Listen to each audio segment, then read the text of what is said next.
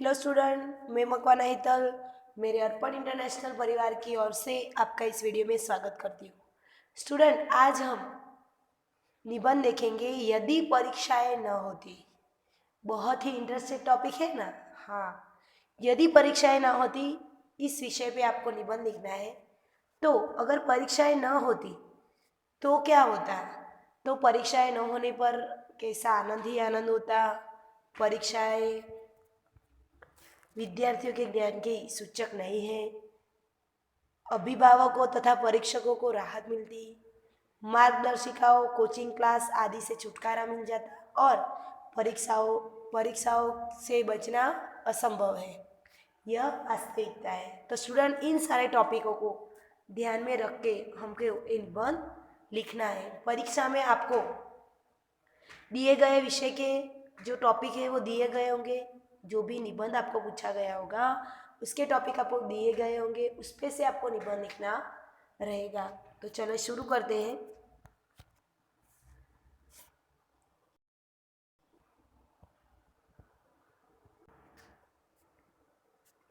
बार बार आने वाली परीक्षाएं विद्यार्थियों की नाक में दम कर देती है। नाक में दम कर देना यानी कि बहुत ही ज़्यादा परेशान कर देती है।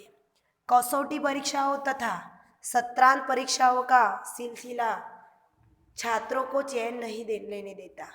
यदि ये परीक्षाएं न होती तो कितना अच्छा होता। सिर पर परीक्षाओं का बोझ न होता तो बस आनंद ही आनंद रहता। मगर परीक्षाएं खत्म कर दी जाए तो फिर छात्रों की प्रगति की जानकारी कैसे मिलेगी। छात्र को अगली कक्षा में तरक्की किस आधार पर दी जाएगी। देखिए, फर्स्ट पैराग्राफ में क्या है। तो परीक्षाएं अगर न होती तो क्या होता। इस इसमें सोच दी गई है एक विद्यार्थी की कि अगर परीक्षाएं न होती तो क्या होता और परीक्षाओं होने का रीज़न क्या है, परीक्षाओं का महत्व क्या है। ये दोनों चीज़ इस निबंध में दी गई है। तो अगर परीक्षाएं न होती तो विद्यार्थी जो है, छात्र यानी कि विद्यार्थी की प्रगति की जानकारी हमें मिलती नहीं और उसे अगली कक्षा में यानी कि 9वीं वाले स्टूडेंट को 10वीं में भेजने का क्या प्रमाण पत्र होता। किस किस कसौटी के खरे उतरने पर उसको भेजा जाता। तो ये बात की गई है। सेकंड टॉपिक है परीक्षाओं में रखा ही क्या है। साल भर की पढ़ाई का मूल्यांकन 2-3 घंटों में कैसे हो सकता है। देखो, यहाँ विद्यार्थी की सोच दिखाई दे रही है। सही भी है कि पूरे साल 365 दिन जिस पढ़ाई की है उस पढ़ाई का मूल्यांकन 2 या 3 घंटे में कैसे हो सकता है। परीक्षाओं में सफल होने वाले विद्यार्थियों में भी ज्ञान शायद ही दिखाई देता है। उन्हें मिली सफलता उनके ज्ञान और बुद्धि को नहीं, उनकी रटने की शक्ति को दर्शाती है। रट्टा मारना यानी कि गोखन पट्टी, एक ही चीज को रट लेना, याद करना। आज के विद्यार्थी केवल परीक्षार्थी बनकर रह गए हैं। वे केवल परीक्षा में पास होने के लिए पढ़ते हैं। कुछ तो बिना पढ़े नकल करके या किन्हीं अन्य उपायों से भी सफल हो जाते हैं। परीक्षाओं का महत्व विद्यार्थी समझते नहीं है। केवल परीक्षा में पास होने के लिए पढ़ते हैं और बिना पढ़े ही सफल हो जाते हैं कुछ लोग। इसलिए आधुनिक परीक्षाओं को ज्ञान का दर्पण नहीं कहा जा सकता। इसलिए आधुनिक परीक्षाओं को ज्ञान का दर्पण नहीं कहा जा सकता। लेकिन छात्र पढ़ाई के द्वारा जो ज्ञान प्राप्त करते हैं उसका पता बिना परीक्षा के कैसे चलेगा। सोचो, बिना परीक्षा के कैसे पता चलेगा। परीक्षाओं को व्यर्थ ही इतना महत्व दिया गया है। परीक्षाओं को व्यर्थ ही इतना महत्व दिया गया है। बच्चों की पढ़ाई के पीछे माँ बाप की नींद हराम हो जाती है। उससे उद्भवने वाली समस्याओं के बारे में बात की गई है। बच्चों के भविष्य को ध्यान में रखते हुए माँ बाप खुद उन्हें पढ़ाने में जुटे रहते हैं। उनके लिए ट्यूशन की व्यवस्था करने में खूब खर्च रहता है। देखो, परीक्षा में अच्छा परिणाम ही एक पेपर पे उनको व्यवहारिक ज्ञान नहीं मिलता है, पुस्तक के ज्ञान के पीछे भागते हैं, सिर्फ रट्टा मारते हैं, सिर्फ अच्छे नंबर पेपर पे दिखाई देते हैं। मूलतः विद्यार्थी कुछ अच्छा ज्ञान प्राप्त नहीं करता है, तो परीक्षा लेने का कोई अर्थ नहीं होता है।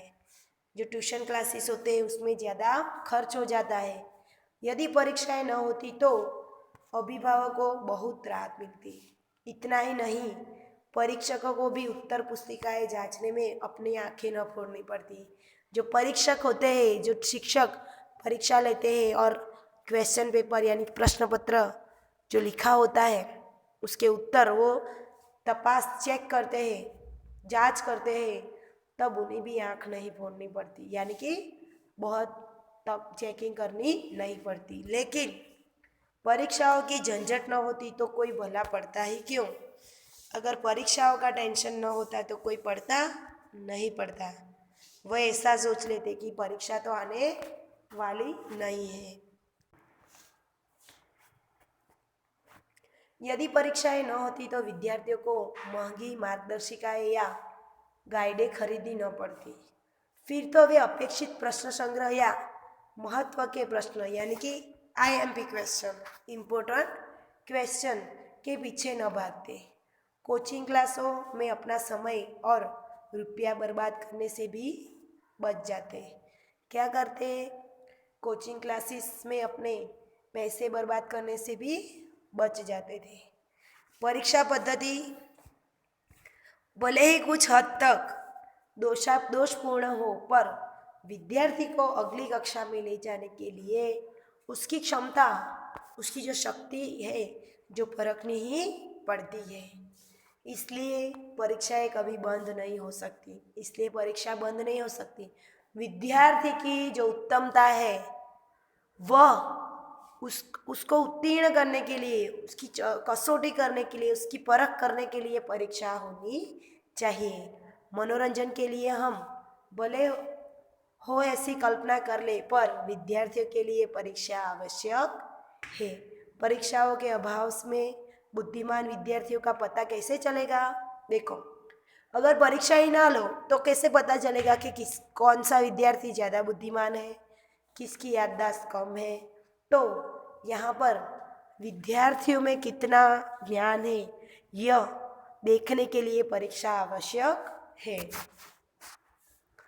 परीक्षार्थियों के अभाव में बुद्धिमान विद्यार्थियों का पता कैसे चलेगा? परीक्षाओं का होना आवश्यक ही नहीं, अनिवार्य भी है। परीक्षा का होना आवश्यक भी नहीं, अनिवार्य यानी कि बहुत ही जरूरी है। तो स्टूडेंट, आपने देखा कि परीक्षा का महत्व क्या है। आप लोग जानते हो, आप परीक्षा देते हो इसलिए आपको पता है। अगर परीक्षाएं न होती तो ऐसे विचार आप लिख सकते हो मनोरंजन के लिए, पर परीक्षा अति महत्वपूर्ण है। आपकी जो सिद्धि है, आप में जो बुद्धि है, उसकी कसौटी का एक माध्यम सिर्फ परीक्षा है। बुद्धिमापन कसौटी का माध्यम परीक्षा है। तो स्टूडेंट, आशा रखती हूँ कि इस निबंध में आपको अर्थबोध प्राप्त हो गया होगा। और एक इंटरेस्टेड बात बताती हूँ, आपको अपने विचार मुझे इस टॉपिक पर लिख के, एक अच्छे अक्षर में लिख के मुझे निबंध है आपको PDF बना के सेंड करना है। ये आज का होमवर्क है। कोई भी स्टूडेंट ऐसा ना हो कि जो ये निबंध ना लिखे और मुझे ना भेजे। मुझे आपके विचार जानने हैं और अंत में इसका महत्व आपको लिखना है कि परीक्षा का महत्व क्या है। क्यों? क्योंकि परीक्षा तो अनिवार्य है। तो स्टूडेंट, इसी बात के साथ वीडियो का समापन करती हूँ। इसकी PDF में आपको भेजूंगी। 3 से 4 बार आपको पढ़नी है और अच्छे अक्षर से आपकी निबंध की नोट में लिखनी है। अस्तु।